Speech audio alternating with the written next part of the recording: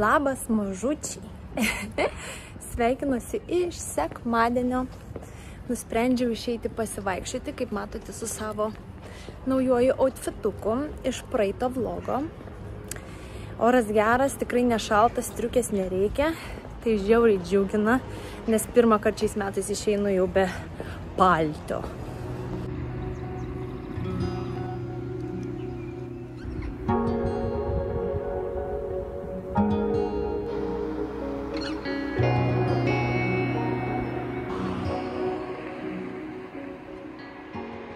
Tikiuosi, kad pavasaris šis bus tikrai geresnis nei praeitais metais, jog sulauksim ir vasaros, ir to šilumos, ir dažnesnės saulės. Kol kas liktais judame teisinga linkme. Kovas prasidėjo puikiai, saulėtai, su mėlynu dangumi. Va, kaip ir sakau, nei palto, nei kailinių.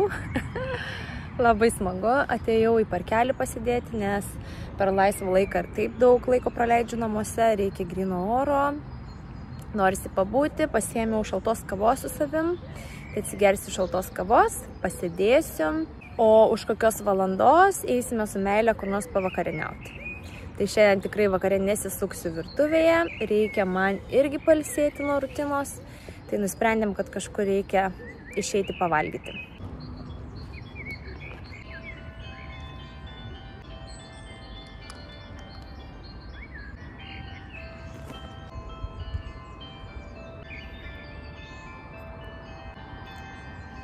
Šiaip labai faina, jau ir gėlės pražysta po truputėlį, ir medžiai skleidžiasi. Tik tai su visu tuo grožiu ateina alergijos. Tie žmonės, kas turi alergiją žiedadulkėm arba šienligę, tai tie supranta mane turbūt. Tai aš visada džiaugiuosi pavasariu ir vasarą, bet tie pirmieji pavasario mėnesiai man visada atneša truputėlį nesklandumų, tokių negerų potyrių fizinę prasme, bet manau, kad šiais metais esu puikiai pasiruošusi ir tikrai bandysiu tai išgyventi lengviau negu visais praeitais metais. Aš šienligę turiu nuo, man atrodo, 16 metų gal. Tai su kiekvienais metais jinai būna skirtinga. Galbūt dėl to, jog keičiu gyvenamą vietą, kiekvienoje šalyje augmenija yra skirtinga. Tai čia Olandijoje nėra taip blogai, kaip buvo blogai Amerikoje, Arizonos valstijoje, kur tikrai galvojau, kad man tikrai nepasireikš niekas, už tai, kad vis tiek tenai yra mažiau medžių, daugiau smėlis, nėra žolės, kaktusai vietoje medžių, tai kažkaip galvojau, kad aš labai lengvai išgyvensiu tenai šitą metų laiką, bet iš tikrųjų buvo dvigubai, jei ne trigubai blogiau negu visur kitur. Nes ten yra tokie krūmai, kurie kai pradeda žydėti, tada visi žmonės, kas turi alergiją, tikrai labai nuo to kenčia. Tai atsimenu, tuos mėnesius buvo labai sudėtinga, labai neštėjo akis, labai smarkiai bėgo nosis, labai oda visą neštėjo, paberimų daugybė buvo. Atsimenu tikrai tą dalį, kai turėjau tiesiog būti namuose, kad kuo mažiau būčiau lauke, kuo mažiau kvėpuočiau tomis dulkėmis ir laukiau, kol ateis tas vadinamas monsun sezonas, kada lyja lietus gal 2 savaitės iš eilės ir paskui vėl būna šilta, saulėta ir panašiai, bet lietus nuplauna tas dulkės ir tada būna toks palengvėjimas. Anglijoje buvo savotiškai geriau negu Lietuvoje turbūt. Gal taip pat dėl to, kad daug lietaus. O čia yra toks tarp Lietuvos ir Anglijos. Vienais metais buvo geriau, kitais metais buvo blogiau, šiais metais nežinau kaip bus, tačiau jau jaučiu, kaip kiekvieną dieną pradeda bėgti nosis. Tas nosis bėgimas yra toks kaip vanduo, visą laiką bėgantis vanduo. Tai nosinių pilna rankinė jau. Ir šiais metais, aš kai buvau Lietuvoje, tai nusipirkau ir parsivežiau savo jau patikrintų vaistukų. Jie vadinasi Zyrtec. Tai tie, kas turi šias bėdas ir dar neatradote savo vaistų, tai pabandykite būtinai Zyrtec. Yra klaritinas, man atrodo, ar kaip jis vadinasi, tai man jis netinka, nes labai migdo. Tavegilis neblogas, bet irgi jaučiu tą nuovargį aš nuo jų, o Zyrtec mano energijos jisai neišsunkia. Tai pabandykite, jeigu dar netradot savo vaisto nuo šių alergijų, galbūt padės ir jums, nes bent jau man tai tikrai pasiteisino ir čia mano asmeninė rekomendacija. Aišku, kiekvienam yra skirtingai, kiekvieno alergija yra irgi kitokia, galbūt kažkokiam specifiniui vienam augalui, ar kažkokiai dulkiai, ar šienui, ar dar kažkam. O man tai žinau, kad tikrai yra šienligė ir dar kažkaip maišosi su saulės spinduliais, tai gaunasi labai tokia stipri alerginė reakcija ir reikia kažkaip ją išgyventi ir surasti būdų tai palengvinti.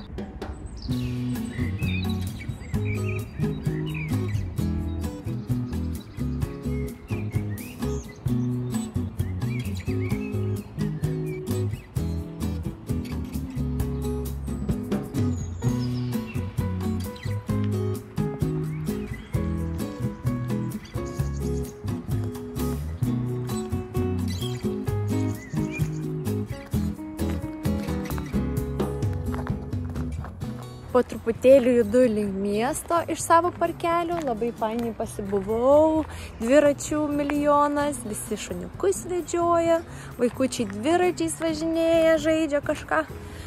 Gyvenimas vyksta.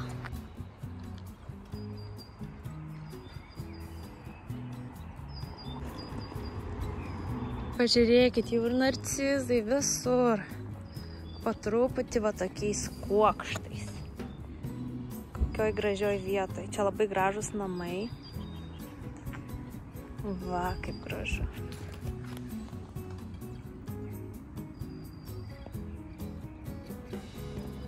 O va šitie zarazos. Labai daug alergijų daugam sukelia. Būtent va tokie medžiai. O va čia va patys gražiausi medžiai man. Man atrodo, kad vadinasi magnolija, būtent šie. Nes tokio dydžio gražus žiedai būna ir balti, o čia yra rožiniai. Pabandykim prieiti arčiau. Tik gaila, kad žiedai labai aukštai, tai negaliu iš arčiau parodyti, nebent prieis arčiau upės, bet čia yra kakučių, žmonės turbūt vedžioja šuniukus. Nu va, kiek matysis tiek. Nelabai čia matosi, dar tik skleidžiasi, pažiūrėkit, koks grožis.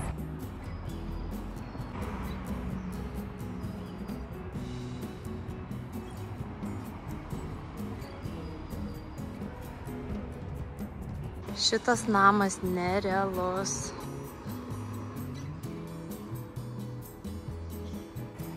O taip atrodo mūsų Vėgėlis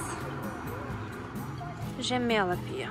Nėra didelis miestas, bet vis tiek skaitosi miestas.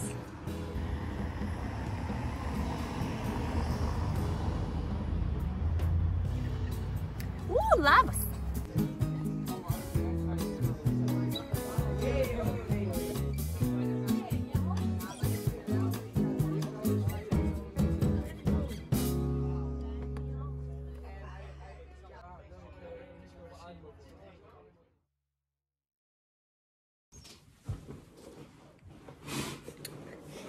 Oi, plaukiokų, kad pridygė naujų. Kai faina. Labai gerai. Geriau daugiau negu mažiau. Gerai, šiaip prisėdau, nes noriu jums kai ką parodyti. Manau, jog įsigijau naują hobį. Taip netikėtai, kažkaip pamačiau internete ir mane labai sudomino. Tai įsigijau visų reikiamų dalykų ir jau pradėjau pirmus bandymus. Nežinau, jūs pasakysit man, kaip man čia sekasi. Gerai, manau, labiausiai gal vykęs yra šis. Pasižiūrėkit. Pradėjau daryti tokias gėlytes. Ką manot? O čia yra tokia tulpė.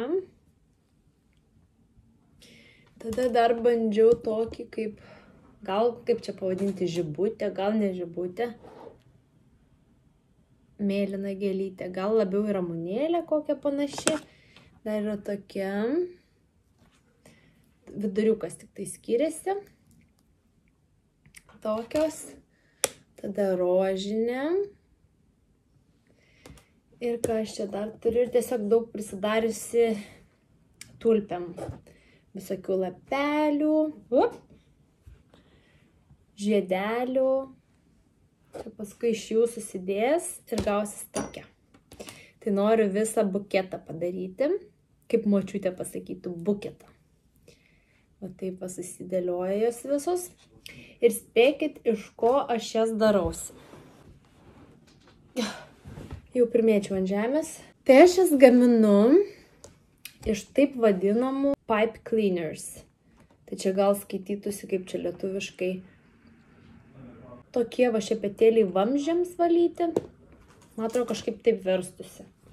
Kitokio žodžio netrandu.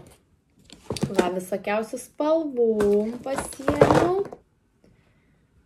Mėlynų ir geltonų. Va. Tai manau, visai čia man smagiai jos darosi. Nežinau, ar čia labai jos gražios išeina, bet manau, kuo daugiau aš jų padarysiu, tuo gražesnis turbūt gausis. Toks hobis, sakyčiau, visai įdomus, kažkas truputėlį kitokio, labai mergaitiško ir labai ramina. Tai jeigu, pavyzdžiui, turite kažkokią sunkią dieną, stresuojate ar kažkas tokio vyksta jūsų gyvenime, tai tokie visokie kūrybiniai procesai labai nuramina. Atsisėdi, pasidarai kavos ir savo ramiai gamini gėlytės. Tai labai tikiuosi, kad man pavyks čia kuo greičiau padaryti jų daugiau ir galėsiu pasidalinti savo puokštę. Tik tai galvoju, kokių spalvų aš čia norėčiau tą puokštę daryti. Arba įvairias spalvių, arba vienos kažkokios spalvos. Tai prisižiūrėjau aš TikTok'e ir Instagram. Ir pasižiūrėjau, kaip jas daro ir man atrodė, kad visai nesunku. Ir iš tikrųjų nėra labai sunku ir neužima daug laiko, bet to pačiu labai atsipalaiduoji ir įsitrauki į tai. Labai malonus procesas. Štai. O sekantis dalykas, apie ką noriu pašnekėti, tai pastebėjau, kad labai daug kas klausia apie mano darbą. Tai dabar atsakysiu į tą klausimą. Nieko čia nėra įspūdingo, nieko tokio, wow, tiesiog dirbu paprastą žemišką darbą. Taigi, šiaip aš esu tokia pusiau mergaitiška, pusiau berniukiška. Visą gyvenimą tokia buvau. Pas mane tiek moteriška, tiek vyriška energija. Dėl ko taip sakau? Visos veiklos, kurias darau, yra tokios 50-50.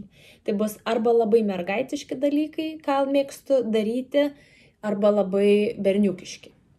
Vaikystėje aš visada tokia buvau, mėgdavau žaisti ir barbėmis su draugėmis, bet to pačiu mėgdavau žaisti futbolą su berniukais ir karstytis po medžius, užsimti įvairiausiais sportais ir viskas kuo aktyviau, kuo įdomiau, kuo pavojingiau. Tai kažkaip visą gyvenimą tokia ir išlikau. Tai toks labai puikus mano pačios apibūdinimas. Lygiai tas pats yra einant suaugusio žmogaus keliu. Mano visi darbai buvo tokie balansas. Vieną kartą aš darau kažką tokio moteriško labiau, kitą kartą labiau vyriško, tokio sunkesnio, kažką fiziškai labiau. Net ir po mokyklos, kai buvo laikas kur nors stoti, tarp kitko niekur nestojau, bet galvojau ir svarsčiau galimybę apie karo akademiją arba apie kosmetologiją. Tai du visiškai, totaliai skirtingi dalykai, bet tuo metu man patiko ir tas, ir tas. Bet taip jau išėjo, kad iškeliavau į kitą šalį, taip ir nebegrįžau ir niekur nestojau ir tiesiog mokytis niekada nevėlu, galbūt dar kažką sugalvosiu, kada nors ateityje, galbūt artimoje ateityje, bet visada dirbau įdomius darbus, tokius, kokių nesu dar bandžiusi.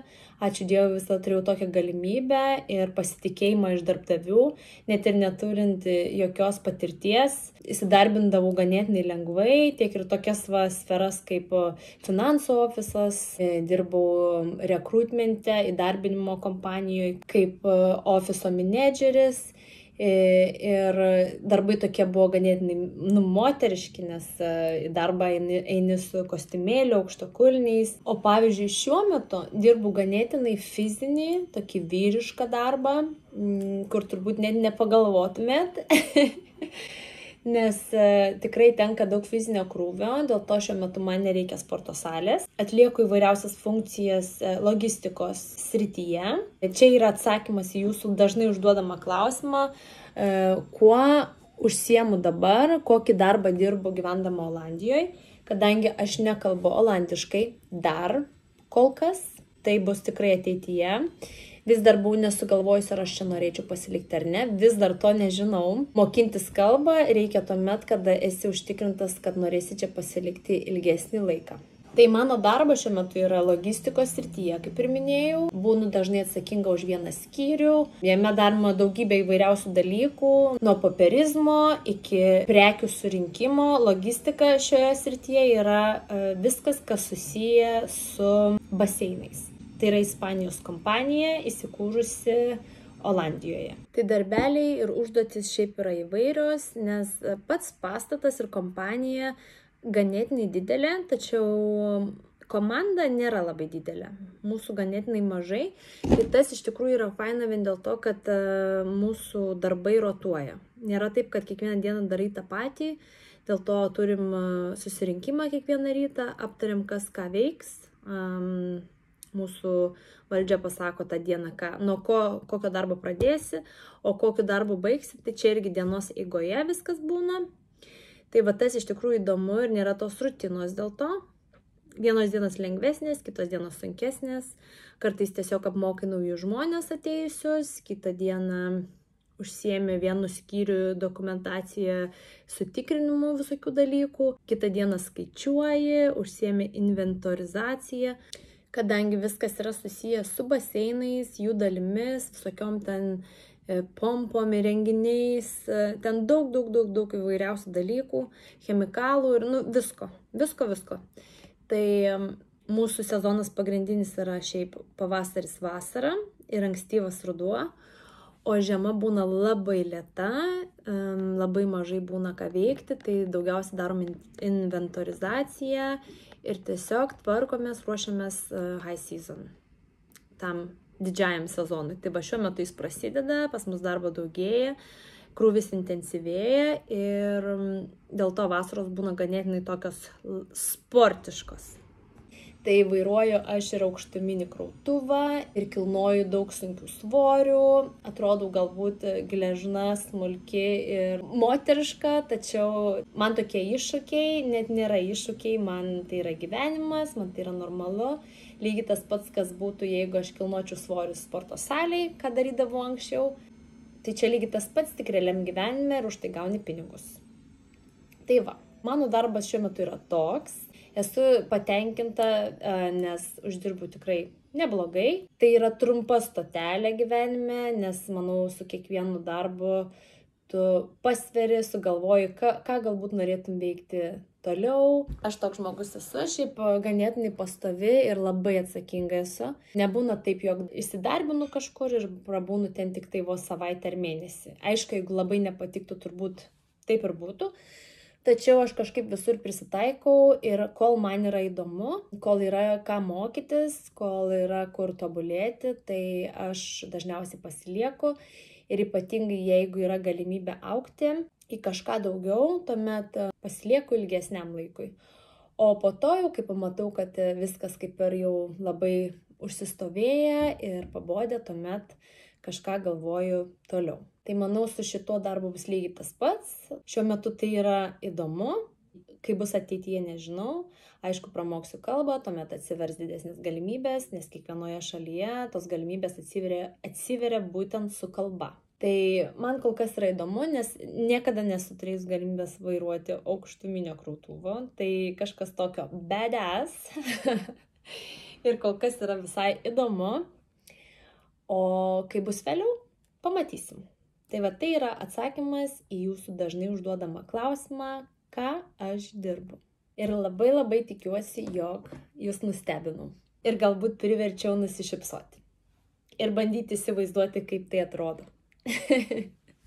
Pamenat, gėriau tokius vitaminus, guminukus, vitaminas D buvo.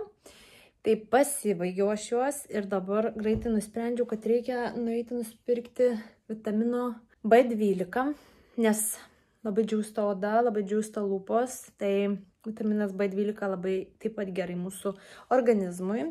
Turbūt apsisaugočiau nuo lūpų įplyšimo ir panašiai. Ir dar galvoju, galbūt kokį kolageną nusigriebčiau. Tai skubu, nes liko vos 20 minučių iki parduotuvės uždarimo, tai galbūt dar spėsim. Nu ką, parlėkiau, viską suspėjau, visko gavau, ko reikėjo. Jau buvo grinai pas uždarimas, bet suspėjau. Tuoj parodysiu, ką gero gavau. Nusipirkau vitaminų. Žiauriai gerai, nes gavosi, jog vieną perki, kitas nemokamai, būtent šios firmos Luko Vital. Ši kompanija turi įvairiausių visokiausių vitaminų ir, sakyčiau, visai neblogi jie būna. Tai gavau super kolageno 2000 mg. Tai jeigu gerai suprantu, dar reikės išsiversti, bet liktais vieną kartą dienoje 2 tabletės. Tai pabandysime, nes niekada nesu bandžiusi kolageno. Ir tuomet tos pačios kompanijos pasiėmiau vitamino B12. Tai šito reikės vieną tabletę vieną kartą dienoje. Na va, vitaminų kaip ir turiu. Tie beje guminukai su vitamino D guminukai, tai jie man puikiai susivartojo, tik tai kiekvieną dieną, kai geri, tai būna kartais užmiršti, tai džiaugiuosi savim, nes užmiršau tik tai 3 kartus. Tai kaip ir viskas tvarkoje. Pasiėmiau dantų pastos, tos, kurią visą naudoju, nes taip pat buvo vieną perki, kitą nemokamai. Kai būna tos savaitės, tai visuomet aš jos užsiperku, nes dantų pasta išeina greitai iš mūsų namų. Tuomet paskutinis dalykas, tai dušo želė Nivėjos. Esu rodžiusi, praeitą kartą pirkau obuolių ir levandų, kur man labai patiko kvapas. Čia taip pat yra limituoto leidimo. Tai kažkaip aš šiais esu labai susižavėjusi, nes kvapai žiauriai geri. Šis yra Exotic Feeling.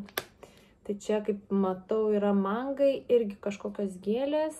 Toks egzotinis kvap. Tikrai tokių vaisių ir gėlių mišinys. Labai labai skaniai kvepia. Tai nežinau, ar yra Lietuvoje tokių limituotų leidimų dušo želė Nivėja. Jeigu yra, pabandykit. Bent jau pakvepinti pabandykit, nes, žinokit, tikrai labai geri kvapai. Tai praeitą kartą buvo tas žalias obuolys, kur man labai patinka ir jau kelis kartus bandžiau ir dabar nusprendžiu pabandyti šitą. Tai manau, irgi nepasigailėsiu. Tai va, kiek spėjau, tiek nusipirkau. O dabar truputėlį daugiau reikia kažką apsirengti, nes čia krūtbatas man iškart po apačią. Tai dėl to ir spėjau ir striukės neužsimečiau, tai šiek tiek vėsoka šiandien. Tai galvoju dabar eiti iki Lidliuko. Galbūt bus dar kokių skanių bandelių, nors nelabai tikiu. Ir tada grįšiu namo, reikės kažką gaminti vakarieniai. Ir lėkiu. Nu ką, grįžau, nieko aš šiandien daug nenusipirkau. Bet galvoju, kad šiandien reikia išsikepti duonos. Tokios labai juodos duonos negavau. Buvo tokia tamsi su nerieštais sėklom visokiom. Tai neėmiau, nes galvoju, kepimui gal nelabai. Gali ten priskrus labai smarkiai. Buvo grinai tamsios tokios duonytės, bet supjaustyta taip plonai kaip popierius. Tai galvoju, blemba, jeigu kepsiu, tai jinai suskrus man ten per 1 sekundės įdėjus į keptuvę. Tai pasiėmiau aš tokios lietuvišką šviesią duoną primenančios duonos. Truputėlį jinai trūkusi, bet nu va, tikrai labai panašiai tą tokią šviesią lietuvišką duoną. Net ir kvapas toks pat. Tai manyčiau, galbūt visai bus gerai. Šiek tiek jinai tokia minkštesnė galbūt. Tekstūra tokia šiek tiek skiriasi, bet žiūrėsim. Supjausiu tokiais nedideliais gabaliukais ir pakepinsiu. Neatsimenu, kada paskutinį kartą kepiau duonos. Prieš keletą metų gal buvo. Kai grįžtu į Lietuvą, aš jas pavalgau, atsivalgau ir tiek, o dabar tiesiog reikėtų pabandyti tai pasidaryti namuose, čia, Olandijoje. Tai prasikepam ir žiūrėsim, kas čia gausis. Taip pat pasidarysiu dar tokį kaip ir padažiuką, užtepėlę, kad galėtum tiesiog tą kepintą duoną merkti ir valgyti. Ingredientai bus jau sutarkuotas sūris, nu toks va. Česnakas, šaukštas grietinės, majonezo šiek tiek daugiau negu grietinės, aišku, nėra sveika, čia labai ir gerai, bet kartais galima. Ir druskytę šiek tiek, ir nežinau, pipirų dėsiu ar ne, bet pažiūrėsim pagal skonį. tai bandom kažką konstruoti.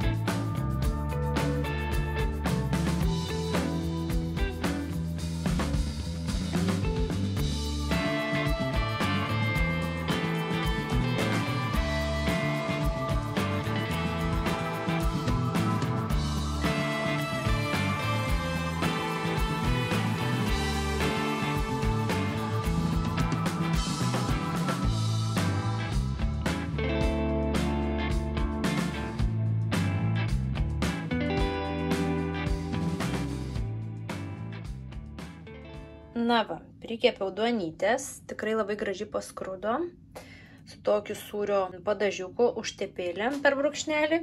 Nežinau, ar Meilė valgys, nes jis nelabai sūrį mėgsta, bet kad duonytė sukapos, tai tikrai, nes česnakiukas, druskytė, tai dabar te lieka tik paragauti. Tai paragaujam mūsų auksinės duonytės su padažiuku. Tikrai bus trašku, nes kaip įkepta duona gali būti netraški.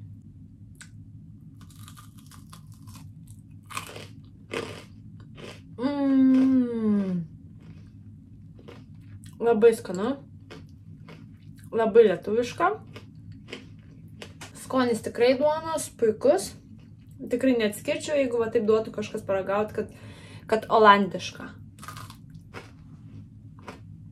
Labai skanu, reikės tikrai dažniau pakepti, negalima aišku per dažnai, nes nėra labai sveika, bet norint pajausti tą lietuvišką skonį, turim kartais pasigaminti kažką lietuviško. Labai skanu. Super. Vadinasi, yra tos panašios lietuvišką duoną ir olandų parduotuvėse. Labai smagu. Na tai ne vakarienė, bet šioks toks užkandukas. Kol buvau parduotuvėje, tai Meilė pasidarė sumuštinių pavalgė ir kai grįžau sakė, nebegamink šiandien nieko. Tai nusprendžiau, kad nors kažkokį skanų užkanduką padarysiu šeštadienio vakarui ir bus galima pasimėgauti tuo. Gerai, o dabar einu, duosiu Meiliai duonytę, jis viršuje savo reikaliukais užsiema, bet jau tikrai užžadė. Jau užžadė, kad sako, ar čia tik tai nekepta duona, tu gamini. Sakau, taip. Tai labai apsidžiaugė, tai nešu. Tikrai skaniai suvalgys. O aš einu turbūt išsiplausiu indus ir labai norėčiau kokį filmą šiandien pažiūrėti. Nes jau laukia tamsu. Tai mane iš karto pagauna toks jaukus vakarinis vaibas, kadangi savaitgalis. Pirmi kadrai šito video buvo iš praeito sekmadienio. Praėjo visa pilna darbo savaitė ir dabar vėl savaitgalis. Tai va, tai norisi to jaukumo ir tikrai noriu pažiūrėti kokį nors gerą romantinį filmą. Įsipilsiu vyno taurę, pasimsiu keletą gabaliukų duonos ir bus labai fainiai. Lėkiu.